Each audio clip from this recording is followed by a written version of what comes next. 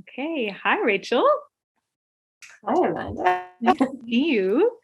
You as well. Hi to everyone who's watching. My name is Amanda Beattie, and I work in the education department at the PHI Foundation for Contemporary Art.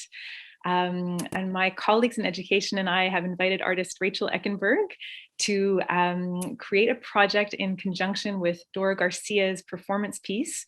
It's called Two Planets Have Been Colliding for Thousands of Years. And it's currently on show at the PHI Foundation.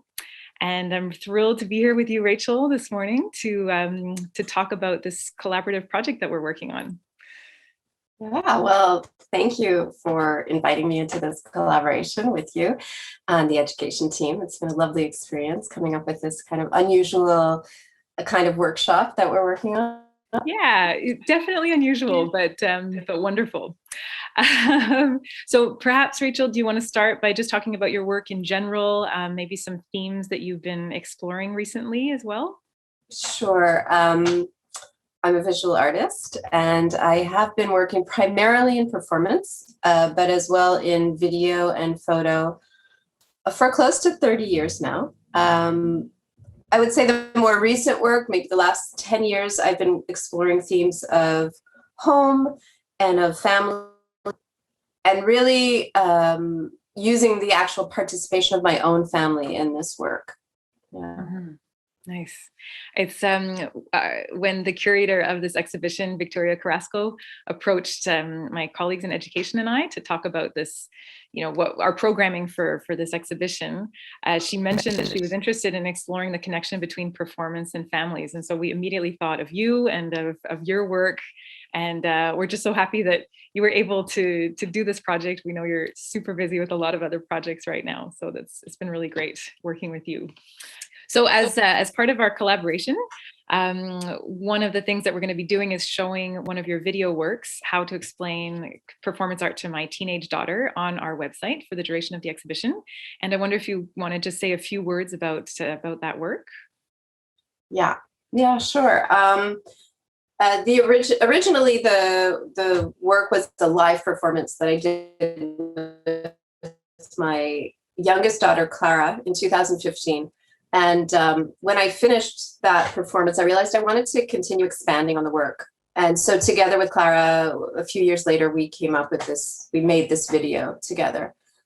The work quotes the very well-known 1965 performance of Joseph Beuys called How to Explain Pictures to a Dead Hare. And in my work, I'm sort of taking up the iconic Beuys imagery of honey and gold leaf. But I'm also trying to take his idea of this lesson that's implied in the title, but the lesson being more towards knowledge as a sensory experience.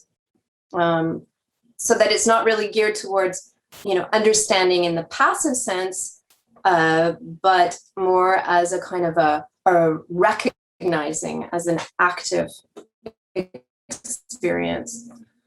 And I would quote Valerie Lucelli, who writes that, recognizing as recognizing or kind of knowing again. So this echo of knowledge.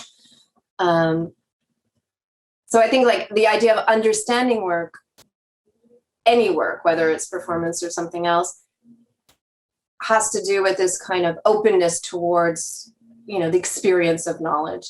Yeah. And so when I asked my teenage daughter to kind of pour honey on each other and stick gold leaf to that, I'm inviting her into this very intimate and very strange experience, but hopefully one that is recognizable and that we can learn together. Mm-hmm. And of course, then the audience of the video is witnessing the mother-daughter experience, and then simultaneously being cut off with these kind of didactic explain Joseph Beuys' performance.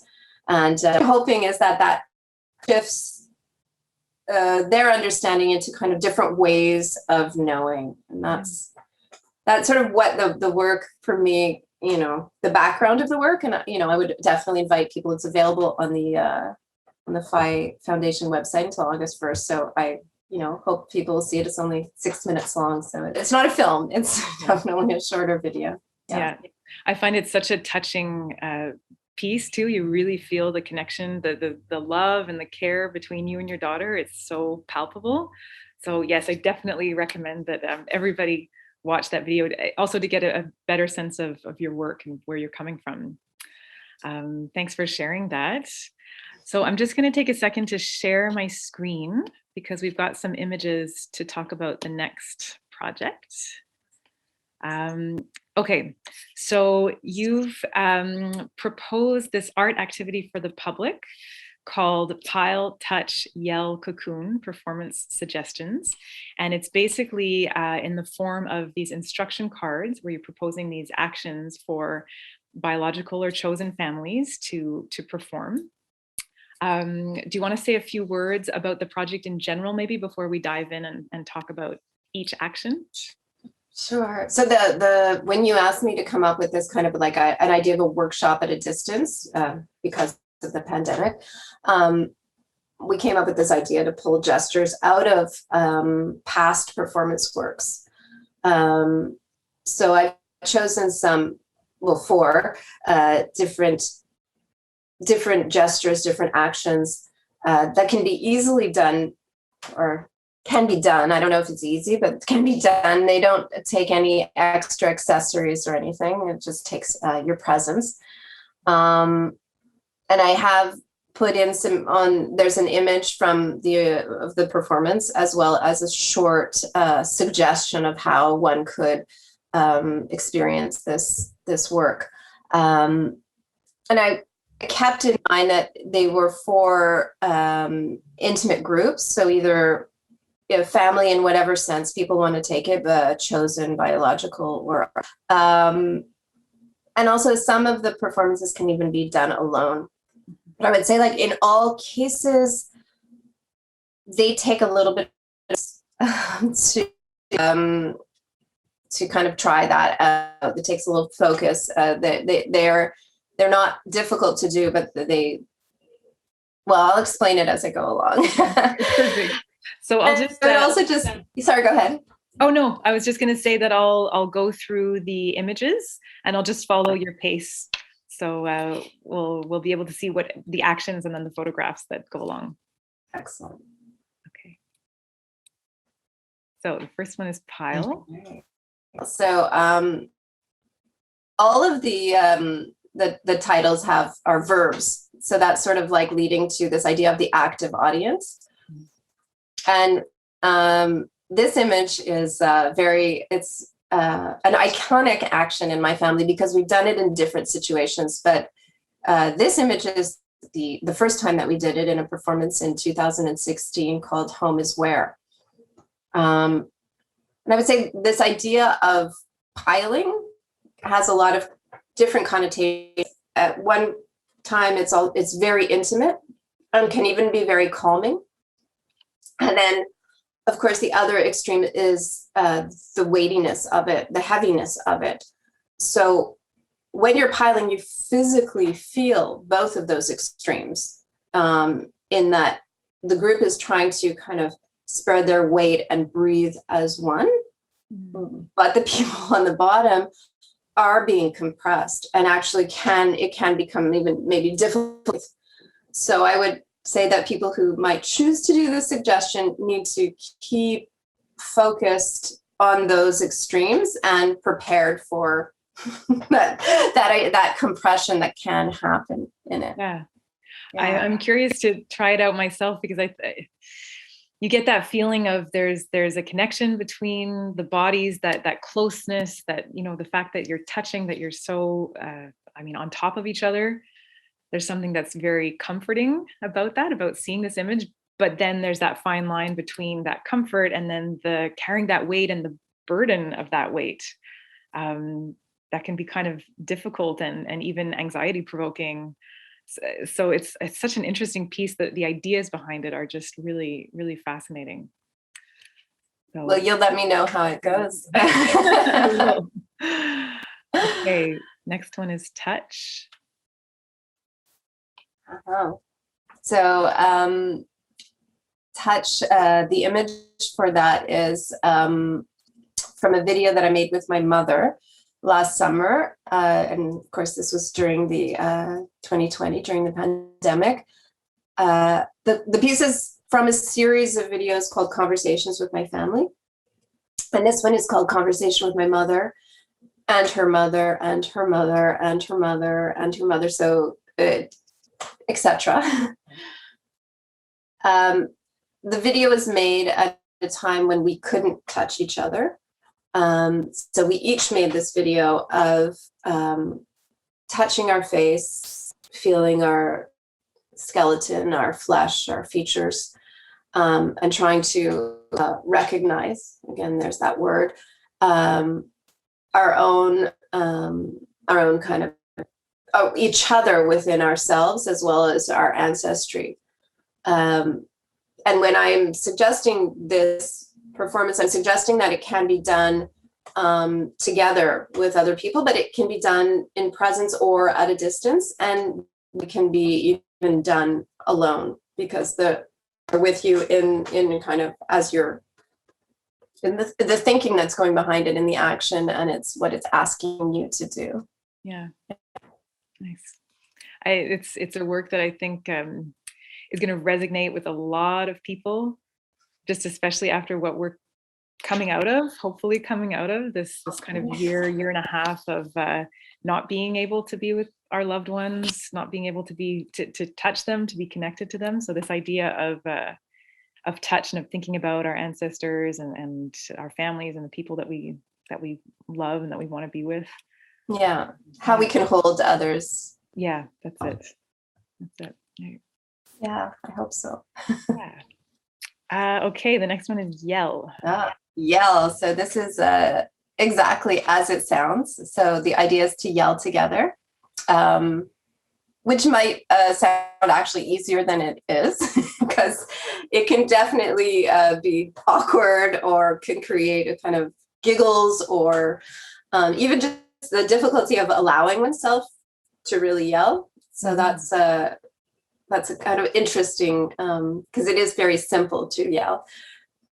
The most important thing about this action is that the group is not facing each other.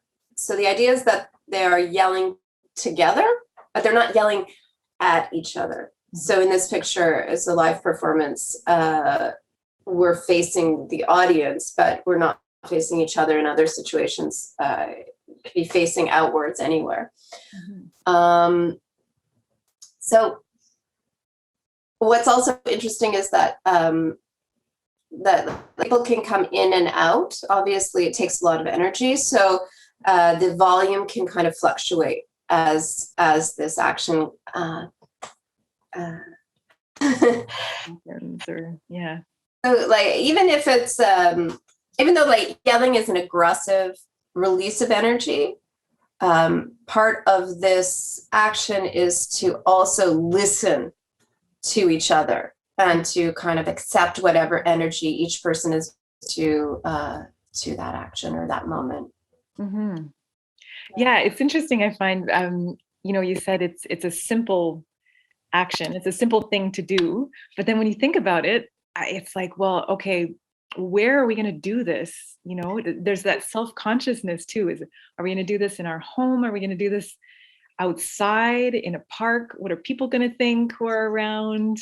The times that we allow ourselves to yell, okay, either when we're really angry or really happy, but it's so rare that you're with, even one or two other people and you're just yelling, you're letting all that energy out. So it's simple, but also a little complicated when you think about the details of it.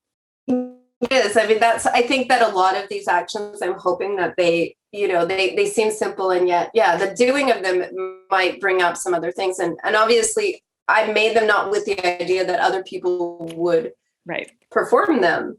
Right. So I'm suggesting them as possibilities or insights into experiencing work in a different way. But yeah, I don't, definitely they're not simply just made, easy. They're just to kind of see what that feels like. And it should be interesting. Yeah, absolutely. Okay, the last one is Cocoon. Last one, Cocoon. All right. So the image that you're going to see is the oldest one from this series of images. So this is a family portrait from 2014. And I've used this gesture of cocooning in one's own clothes in other performances since that time. But I like this image because it really shows the idea of the sense of being alone and being together, which I think is the kind of challenge in all relationships, how to have one's own space with each other. I would definitely recommend stretchy clothing to do this action. It's a, really get that. It does stretch your clothes out. I would also say it's more interesting probably to do it in the presence of others, so people doing that together, but it's also something that can be done alone. And I think, that experience of space can always be interesting or together. Yeah. Yeah, Absolutely. Okay, thank you for those descriptions. I'm just going to stop the share.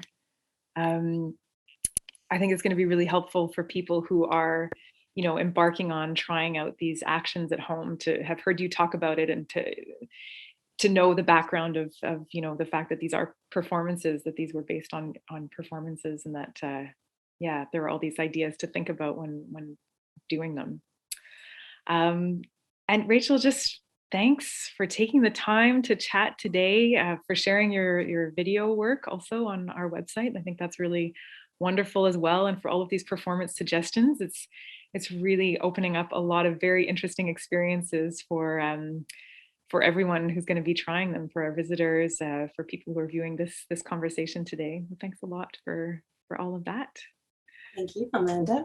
Yeah, pleasure. I just have a few more thank yous to say to the PHI Foundation team, Marie-Hélène Lemaire and Pohana Pine-Feinberg, my colleagues in education, to Victoria Carrasco, the curator of this exhibition, Danielle Fisset, Dahlia Cheng, Cheryl Sim, of course, Phoebe Greenberg, and also to Denis from Videograph, who enabled the showing of the video.